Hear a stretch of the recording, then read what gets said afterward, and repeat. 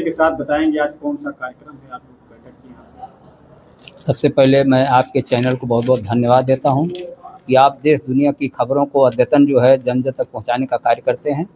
मुझे AK नंद कहते हैं, मैं मास संगठन का राष्ट्रीय संगठक हूं और मास संदेश हिंदी मासिक पत्रिका का संपादक हूं। आज हम सब लोग महामना संतराम BA साहब के 139वें जन्मोत्सव के उपलक्ष्य में उनके व्यक्तित्व और कृतित्व पर चर्चा करने आए थे।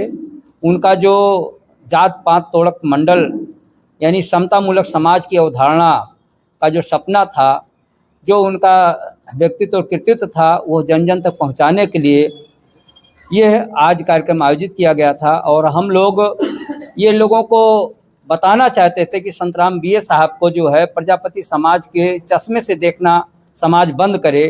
वो सभी समाज के मार्गदर्शक थे, महापुरुष थे, महानायक थे। उन्होंने जो कार्य किया वो किसी जात विशेष के लिए नहीं किया, किसी वर्ग विशेष के लिए नहीं किया।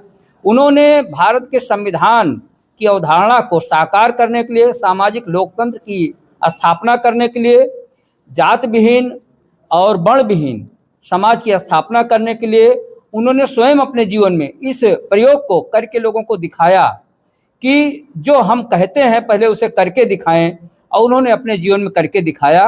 उन्होंने स्वयं जो है जब वो विधुर हुए तो उन्होंने एक विधवा महिला से स्वयं दूसरा विवाह किया और अपनी पुत्री गार्गी चड्ढा का विवाह जो है लक्ष्मीकांत भट्ट से भी करके अंतर्जातीय विवाह का एक संदेश दिया। तो इस प्रकार के महापुरुष जो है लाखों में कहीं मिलते हैं कि जो कहते हैं वही करते हैं, और चरित्र का सबसे ऊंचा मापदंड यही है कि please do what ever you से एंड से व्हाट एवर यू डू। जो कहो वही करो और जो करो वही कहो। यह जो है संतराम BA साहब के जीवन से हमें सीख मिलती है, और यह सीख सबको लेना चाहिए कि हाँ, वास्तव में हमारी कथनी और करनी में एक रूपता होनी चाहिए।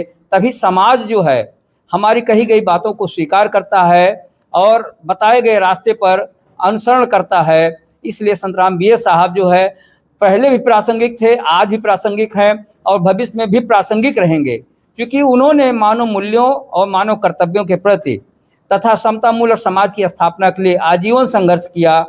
और जो जात भेद का प्रत्यक्ष स्वाद उन्होंने चखा था वो ठीक उसी प्रकार से जैसे बाबा साहब ने चखा था। और इस नाते जो है जो उस समय उन्होंने चखा था वो तो उस समय की बात थी, लेकिन आज भी जो है वो कम नहीं हुआ है। जैसे जगह जगह देखते हैं हम कि किसी की चोटी उखाड़ी जाती है, किसी को गंगा जल से ज़्यादा पवित्र जल पिलाया जाता है, तो यह दंश जो है कहीं ना कहीं जो है खत्म नहीं हुआ है।